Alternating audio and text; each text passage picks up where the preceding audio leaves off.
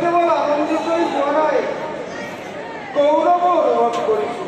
কিন্তু ইহঁতকো কিন্তু আহিব পৰা মহাৰাজ।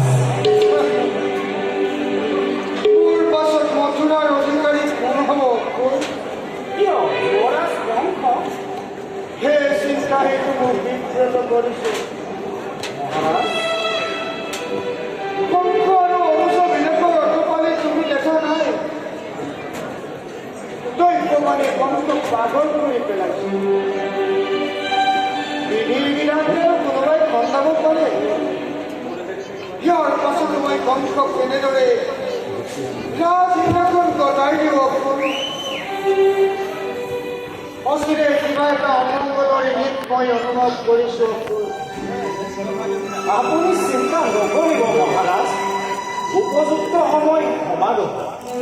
তাতে আপুনিও বৃদ্ধ হৈ আহিছে। এনে সময়ত মথুৰা ৰাজসিংহাসনৰ দায়িত্ব যদি কংসক অৰ্পণ কৰা হয়, তেনেহ'লে তাৰ মতিগতিও সলনি হ'ব পাৰে মহাৰাজ।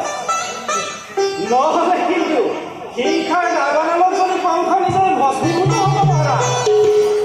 সেই চিন্তা মই নকৰাকৈ থকা নাই অক্ষৰ।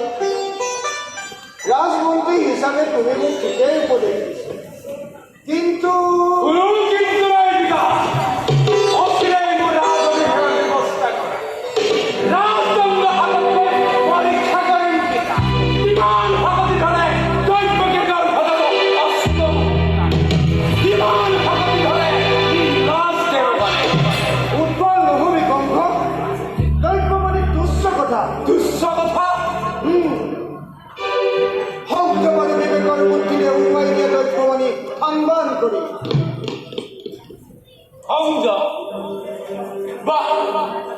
মথুৰা ৰাজমোৰ কীৰ্তি কি সুন্দৰ উপদেশ।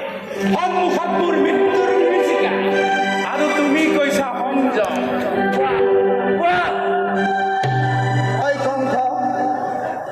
সংযম আৰু ধৈৰ্য হৈছে মুখৰ প্ৰধান অলংকাৰ। এই সংযম আৰু ধৈৰ্য অলংকাৰ তুমি এবিধ ভাবিলা। কোৱা মোৰ ৰাজ অধিকাৰ হ'বনে নহয়? নিশ্চয় মোৰ অবিহনে তইতো মথুৰাৰ অধিকাৰী কংস, কিন্তু তাৰ আগতে চঞ্চলতা পৰিহাৰ কৰি ধৈৰ্যৱান হওঁকেৰে মথুৰাৰ ভাবিনী প্ৰতি মোৰ হাতত থকা ধৈৰ্যৰ ইতিমধ্যে